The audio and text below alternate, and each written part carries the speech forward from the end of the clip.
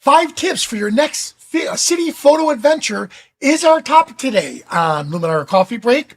Let's see what we can accomplish in 10 minutes or less, starting now.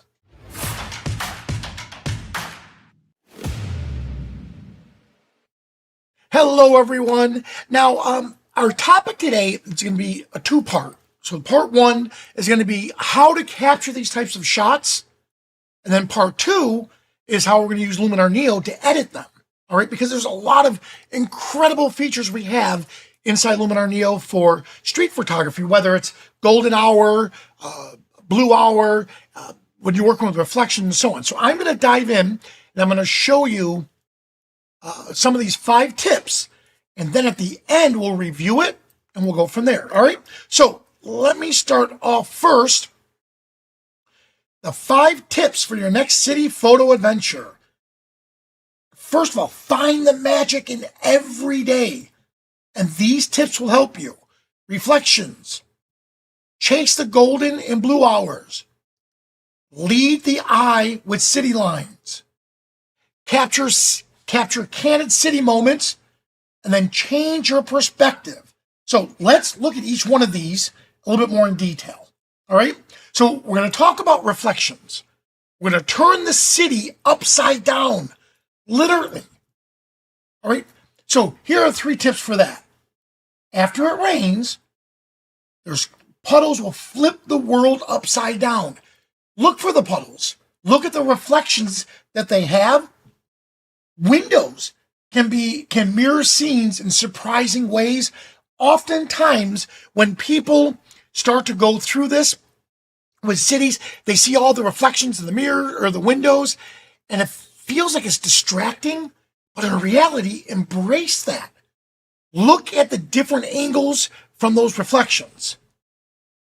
And then, reflections add depth and a surreal layer to your shot. All right, try this. Next time it rains, head outside right after the storm with a wide-angle lens. Get close to a puddle and shoot from a low angle. Focus on the reflection and let the scene above act like a subtle frame. Now let's move on. Chase the golden and blue hours. Midday light is often harsh and flat.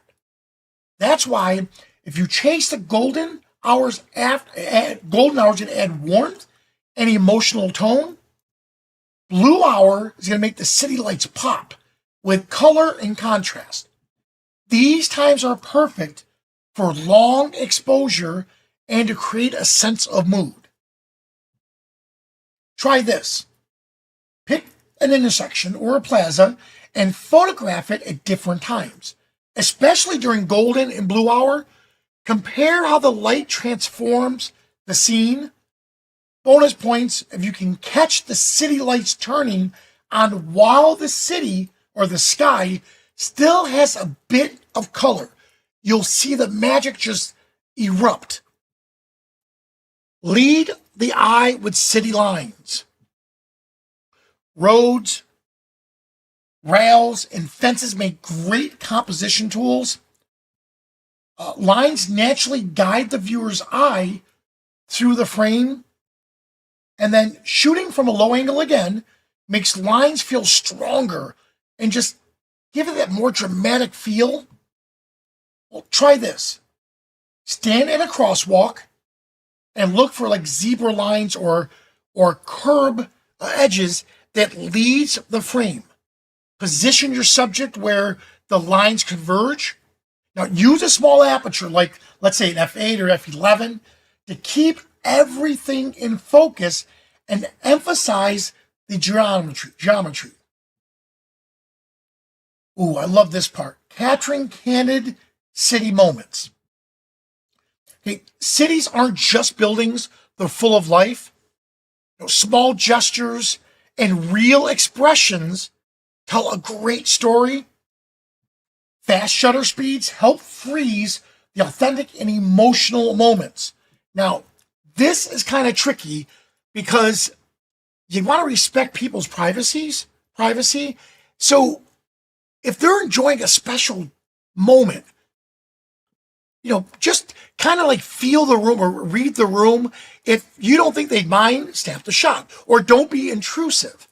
Usually a long telephoto lens is perfect for stuff like this, to where if you're at a distance, they have no idea what you're doing.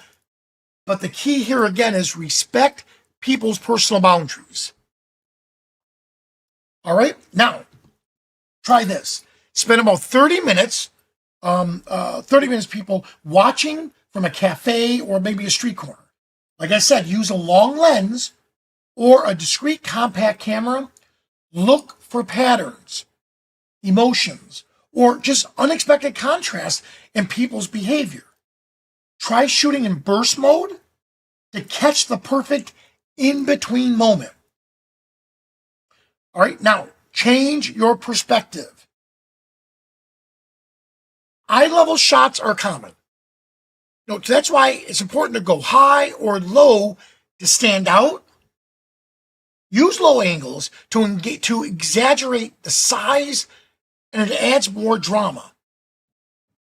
High angles bring clarity and simplify a busy scene. Now, try this. Stop and crouch down the next time you're walking through the city.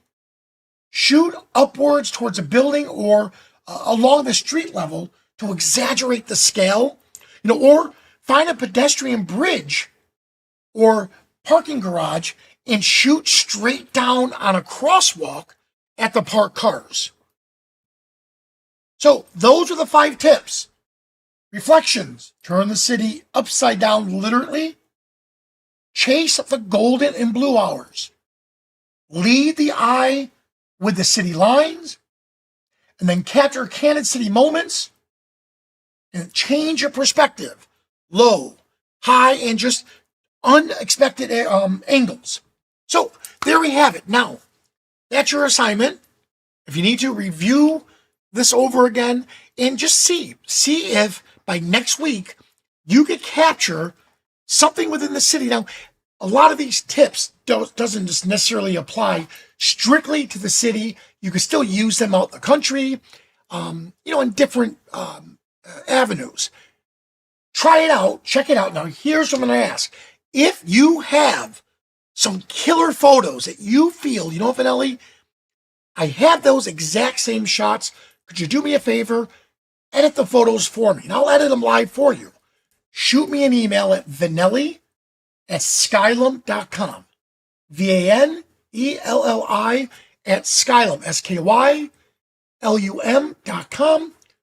Shoot me an image. Of course, put your name on it. And by the way, whenever you share an image, it's always good habit to put the copyright symbol.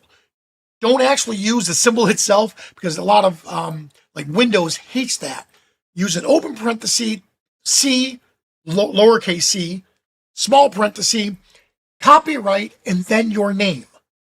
And then I like to keep the last 4 digits of the image. So the camera assigns 4 digits to your image, and that's the number of images you shot.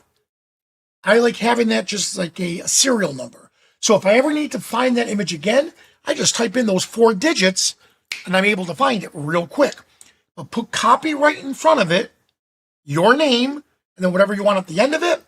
Shoot that off to me and just give me a suggestion on what you feel you either were having difficulty with, or you would like to see enhanced, or if you already did enhance it, be proud of it. Show me the before and afters, and we'll try to use it at the next coffee break. All right?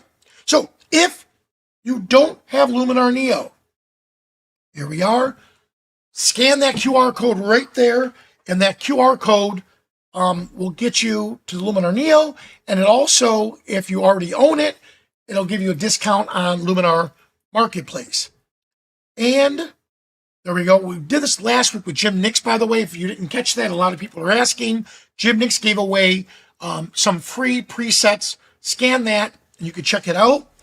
Don't forget, we're moving from Insiders over to Facebook, which is going to open up a huge possibilities for a lot of educational stuff and content that we're creating. In fact, these episodes are going to be able to be rebroadcasted on our Facebook. They'll be part of the guides Just look for guides, coffee break, and I'm going to gradually put this entire year, and if I can get to it, I'll try to get all of last year's coffee breaks in there also. So it's going to give us a great chance to expand. Not to mention the fact a lot of you are on there and you're already sending incredible photos through there. Ask for that critique. And like always, I have no problem checking that out for you. All right. Well, guys, if you're here, please stick around for the Ask Me Anything segment. For everyone else, thanks so much for watching, and I'll see you at the next coffee break.